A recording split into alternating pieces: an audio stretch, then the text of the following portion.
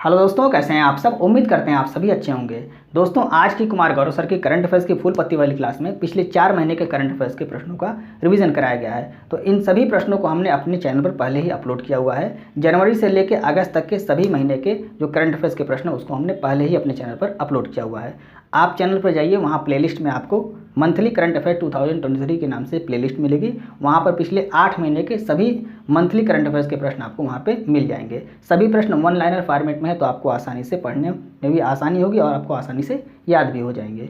आज की वीडियो में हम लोग यहाँ पे 29 सितंबर के 10 महत्वपूर्ण प्रश्नों को डिस्कस करने वाले हैं। इन सभी प्रश्नों का जो सोर्स है वो प्रेस इन्फॉर्मेशन ब्यूरो की वेबसाइट से हमने इन प्रश्नों को सेलेक्ट किया हुआ है और कुछ अदर जो न्यूज़ चैनल है उनसे भी हमने कुछ प्रश्नों को यहाँ पे सेलेक्ट किया हुआ है। तो उम्मीद करते हैं आपको प्रश्न अच्छे लगेंगे। वीडियो को आप पूरा देखिए और कमेंट करके आप जरूर बताइएगा कि वीडियो आपको कैसी लगी। आइए वीडियो को स्टार्ट करते हैं। पहला प्रश्न है, भारतीय हरित क्रांति के जनक कौन हैं जिनका हाल ही में निधन हो गया। तो कौन थे जिनका हाल ही में निधन हो गया, थे कर लीजिए, क्योंकि इनका निधन हो गया है। इनका हाल ही में निधन हो गया है। कौन थे? Doctor MS Swaminathan.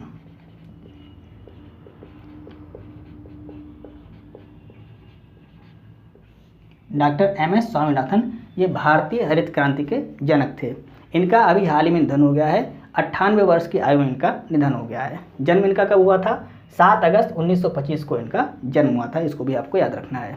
इनको कौन कौन से पुरस्कार दिए गए थे? तो पद्मश्री पुरस्कार भी ये प्राप्त कर चुके हैं और पद्म विभूषण पुरस्कार भी ये प्राप्त कर चुके हैं। पद्मश्री पुरस्कार कब मिला इनको? 1967 में मिला। पद्म विभूषण पुरस्कार इनको 1972 में मिला और पद्म विभूषण पुरस्कार इनको 1989 में मिला।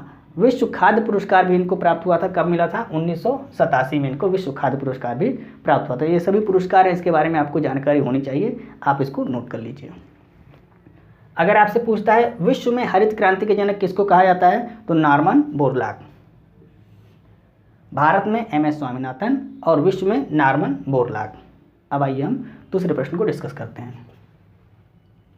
विश्व रेबीज दिवस कब मनाया जाता है? 28 सितंबर को मनाया जाता है।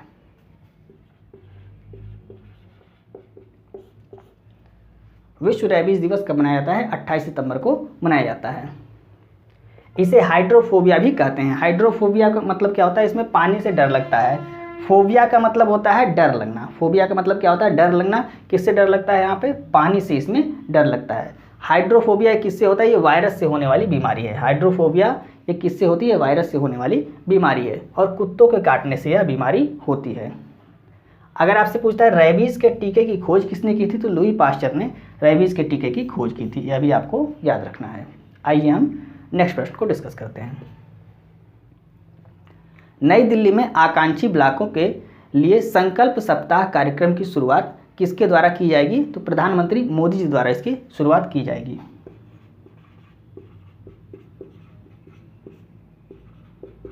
PM मोदी जी द्वारा इसकी शुरुआत की जाएगी। कब की जाएगी इसकी घोषणा 30 सितंबर को इसकी घोषणा की जाएगी प्रधानमंत्री मोदी जी द्वारा।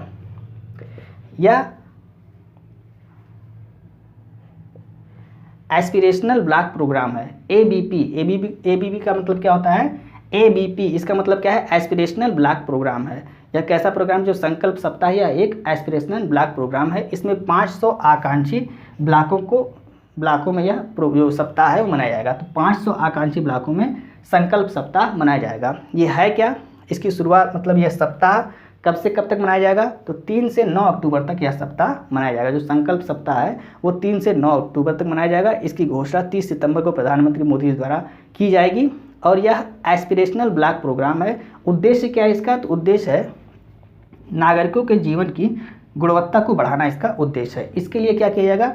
इसके लिए शासन में सुधार किया जाएगा। इसके लिए शासन स्तर पर सुधार किया जाएगा। तो ये इसका उद्देश्य है, इसको भी आपको याद रखना है। आइए हम नेक्स्ट प्रश्न को डिस्कस करते हैं। चौथा प्रश्न है, बिहार का दूसरा टाइगर रिजर्व किस जिले में स्थापित किया जाएगा? कैमूर जिले में स्थापित किया जाएगा।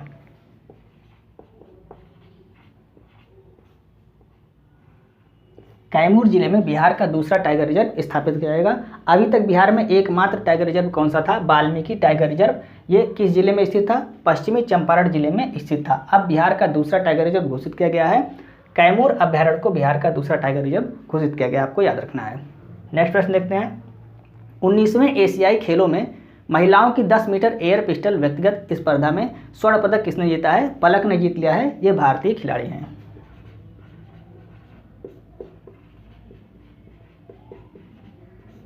मतलब भारत को एक और गोल्ड मेडल मिल गया है। किसमें मिला है? 10 मीटर एयर पिस्टल में किसने दिलाया है? पलक ने दिलाया है।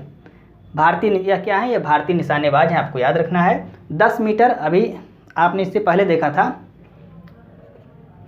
10 मीटर राइफल में भी भारत ने कौन सा मेडल जीता था? गोल्ड मेडल जीता था। और ये 10 मीटर पिस्टल में भारत ने क्या जीता है? गोल्ड मेडल जीत लिया है। इसमें किसने जीता था? ऐश्वर्य, रुद्रांश और दिव्यांश ने इसमें गोल्ड मेडल जीता था।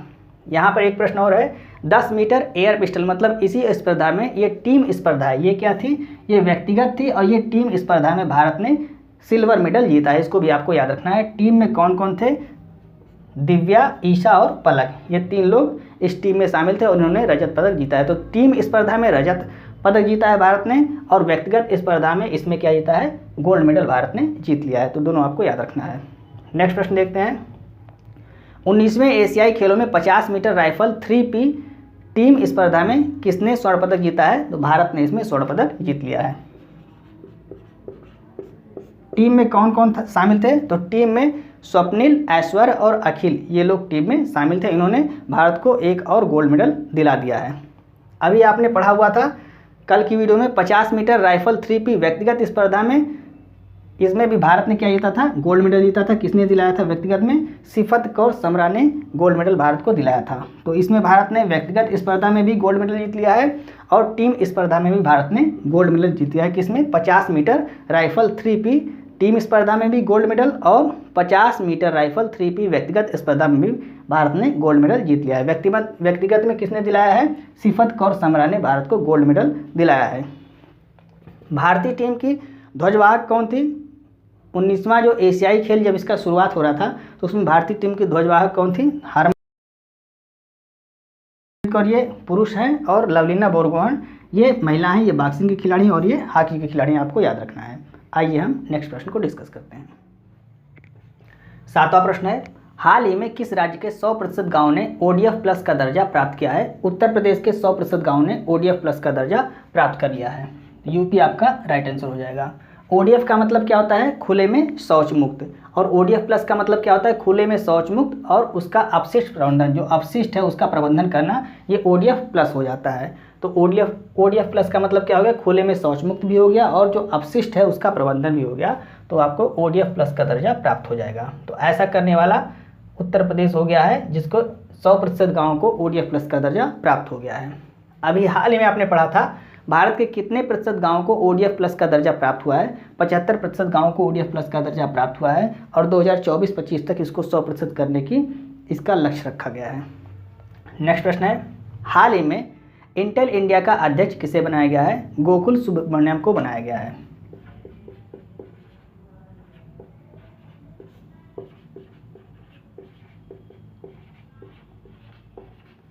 गोकुल सुब्रमण्यम को इंटेल इंडिया का नया अध्यक्ष बनाया गया है। स्ट्रैटेजी के प्रश्न देख लीजिए। भाभा परमाणु अनुसंधान केंद्र का नया निदेशक किसे बनाया गया है? अभी हाल ही में बनाया गया है। विवेक भसीन को भाभा परमाणु अनुसंधान केंद्र का नया निदेशक बनाया गया है। परमाणु ऊर्जा आयोग का नया अध्यक्ष किसको बनाया गया है? AK मोहंती को बनाया गया। दोनों आपको याद रखना है, और यह भी आपका इंपॉर्टेंट है। नेक्स्ट प्रश्न है, विश्व हृदय दिवस कब मनाया जाता है? 29 सितंबर को इसको मनाया जाता है। विश्व हृदय दिवस कब मनाया जाता है? 29 सितंबर को मनाया जाता है। इसकी थीम क्या है? Use heart no heart, use heart no heart, ये इसकी थीम है, आपको याद रखना है। नेक्स्ट प्रश्न देखते हैं, हाल ही में आई संयुक्त राष्ट्र जनसंख्या कोष की रिपोर्ट के अनुसार भारत में वर्ष 2050 तक बुजुर्गों की आबादी कितने प्रतिशत हो जाएगी? तो 20% रह जाएगी। बुजुर्गों की आबादी कितनी रह जाएगी? भारत में 20% रह जाएगी। कब तक? जब 2050 तक भारत में बुजुर्गों की आबादी कितनी हो जाएगी? 20% हो जाएगी। यह किस रिपोर्ट में कहा गया है? संयुक्त राष्ट्र जनसंख्या कोष की रिपोर्ट में ऐसा कहा गया है। विश्व शांति सूचकांक और विश्व खुशहाली सूचकांक में भारत का स्थान कौन सा है? 126वां है। लॉजिस्टिक परफॉर्मेंस इंडेक्स में भारत का स्थान कौन सा है? 38वां है। आपको कमेंट करके बताना है ग्लोबल फायर पावर इंडेक्स में भारत का स्थान कौन सा है। एक प्रश्न आपके लिए है, आपको कमेंट करके बताना है कि ग्लोबल फायर पावर इंडेक्स में भारत का स्थान कौन सा है। आज की क्लास आपको कैसी लगी कमेंट करके आप जरूर बताइएगा। अगर आपको वीडियो अच्छी लगे तो इसे अपने दोस्तों तक शेयर जरूर कीजिएगा और वीडियो को लाइक और सब्सक्राइब करना ना भूलिएगा। मिलते हैं नेक्स्ट वीडियो में। जय हिंद।